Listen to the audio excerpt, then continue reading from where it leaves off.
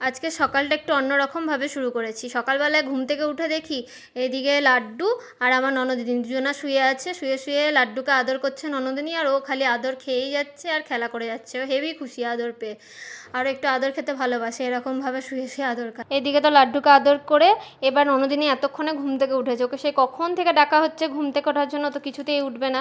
এতক্ষণে ডেকে ডেকে তারপরে এতক্ষণে উঠেছে। আর এদিকে আমরা তো চায়ের টেবিলে বসে গেছি, আর আমাদের চায়ের টেবিলে বসা মানে এদিকে লাড্ডু এসে হাজির, কারণ ওকে একটু বিস্কুট খেতে হবে।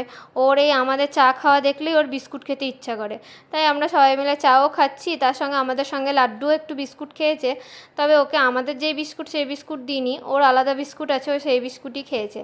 তারপরে এদিকে জল খাবারের টাইম হয়ে গেছে, মাসিরা সবাই জল খাবার খেতে বসে গেছে, আর আমি একটু আমার ননদিনীর সাথে ইয়ার্কি মারছিলাম, ওকে রাগাচ্ছিলাম। আর আমাদের ননদ বৌদির সম্পর্কটা এরকমই, ও যখনই এখানে বেড়াতে আসে তখনই আমাদের মধ্যে এরকম খুনসুটি লেগেই থাকে।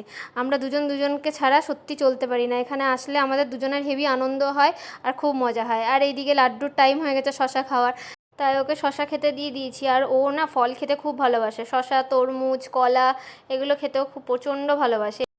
তাই ওকে এই সকাল টাইমটায় একটু শশা, একটু তরমুজ এগুলো ছোটো ছোটো পিস পিস করে কেটে দিলে ও কিন্তু একদম গুড বয়ের মতো খেয়ে নেয়।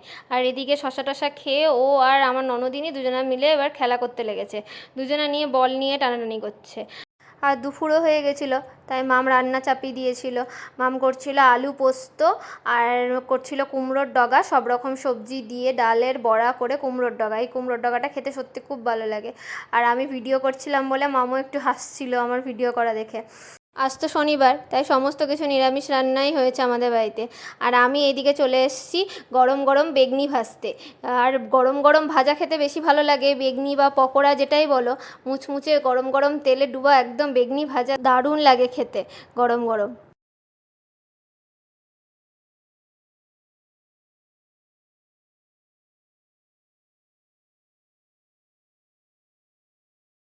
আর এদিকে সবাই খেতে বসে গেছে, আর তার সঙ্গে আমার গুবলুও মাঝখানে বসে গেছে খেতে। ও কিন্তু খাবে না, কিন্তু সবার খাওয়া দেখছে বসে বসে। আর আজকে যা গরম পড়েছে সবাই ওই জন্য এসি ঘরে বসে খাচ্ছে। আমরাও তারপরে খেতে বসে গেছি। এবার মাম খাবার বেড়ে দিচ্ছে আমাকে, আমিও খেতে বসে গেছি, মামও খেতে বসে গেছে। আর এই কুমড়োর ডগা খেতে আমার সত্যি খুব ভালো লাগে। আর মাম তাই আমাকে এত দিয়েছে যে আমি মামকে তাই বলছিলাম যে এতটা কেউ খেতে পারে? মাম বলছে খা, তুই খেতে ভালোবাসিস। দিয়ে যাই হোক খেলাম, তো দেখলাম রান্নাটা খুব ভালোই করেছে, তরকারিটা খেতে খুব সুন্দর লাগছিল। আজকে এইটুকুই, আবার দেখা হচ্ছে পরবর্তী ভ্লগে।